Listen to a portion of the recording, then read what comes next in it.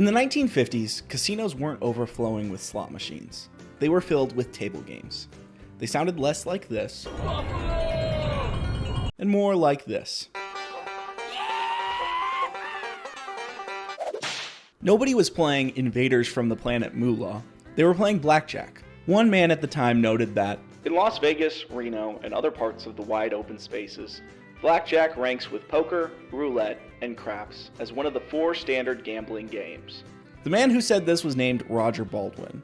Baldwin then went on to say, of these 4, however, blackjack is by far the most neglected in the scientific literature of gambling, and offers a relatively unexplored area for mathematical and statistical analysis. In 1953, he decided to do what nobody else had done, and solve blackjack.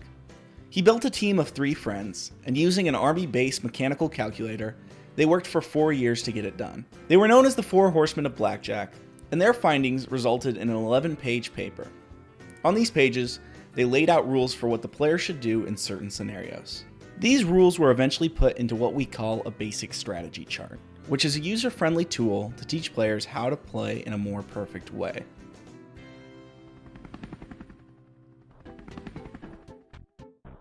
The 4 Horsemen of Blackjack were not without their critics, and many people struggle with basic strategy today.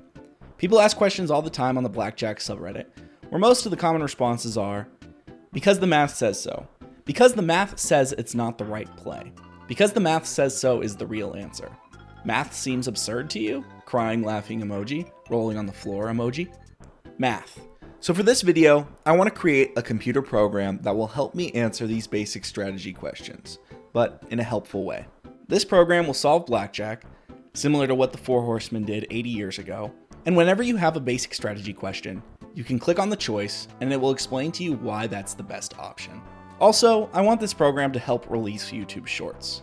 If someone in my comments has a basic strategy question, I can make a quick response that is both helpful and visually appealing. Originally, I had a script where I would go through each segment of basic strategy and explain the math behind the choices, but this script ended up being 20 minutes long. While I'm sure that even Mr. Hawk2a 2017 could understand this video, it ended up being extremely boring. Instead, I will briefly go through the math of how this program works, but I will explain it in a way that even an 8th grader would understand, which, surprisingly, is a demographic of my audience.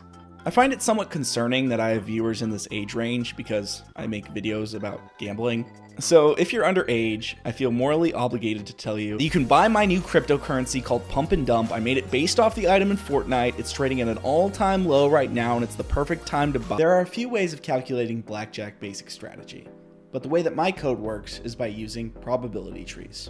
In order to understand how probability trees work, let's take a look at a coin flip. Heads is the call. And it is heads. We want that ball. First, we look at all the possibilities that could happen. In this case, the coin will land on heads or tails. Next, we need to know the odds of each outcome, which for a coin flip is 50-50. Finally, we need to know the result. For this example, a winning bet means that you win 90 cents, and a losing bet means you lose $1. What we just created is a probability tree, and each of these results is a branch on the tree. If we multiply the likelihood by the outcome of each branch, and then add all the branches up, we get our expected value, or our average result. For this example, we get a 45-cent and a negative 50-cent branch, which adds up to negative 5 cents. No individual result will be negative 5 cents, but if we flipped 10,000 coins, on average, we would lose 5 cents per flip. Now, as a side note, this is how casinos make huge profits off of sports bets. They create bets that are on average negative for the player and take at least a 5% break. This is why everyone in the group chat is saying, I'm about break even instead of I'm up big. Now, some probability trees like this one are simple and just have a few branches. Others can be a little bit more intense. What the program will do is make these large probability trees and do the math for us. For this project, I'm going to use some pretty basic rules, and I'm going to add a pay table set to $10 just because a lot of players start out at these stakes. The only other thing that we will assume is that all the cards are equally likely to come out, or in other words, we are playing with an infinite amount of decks. While this isn't really how it works in the real world, trying to account for all the cards as they are played is really tough, and it doesn't add much value to the code. For this project, I'll be using Godot, which is normally used to make video games, I'm using this purely because it's what I know. I'm sure there are better tools out there, but it gets the job done.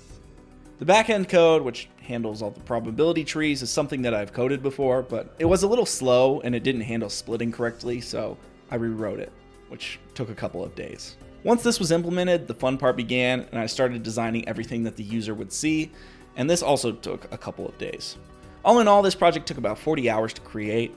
I'll keep working on it and make adjustments based on feedback, but for a first-time release, I feel pretty good about it.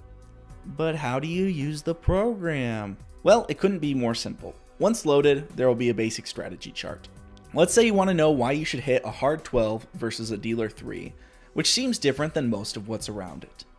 All you have to do is click on the choice you're curious about, and all of the expected values will pop up down below. As you can see, when we're betting $10, if we stand on this hand, we will expect to lose $2.47.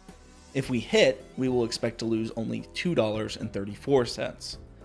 Once again, these are averages. There are plenty of times where we hit a 12 and would have been better off standing, but these are only some of the outcomes.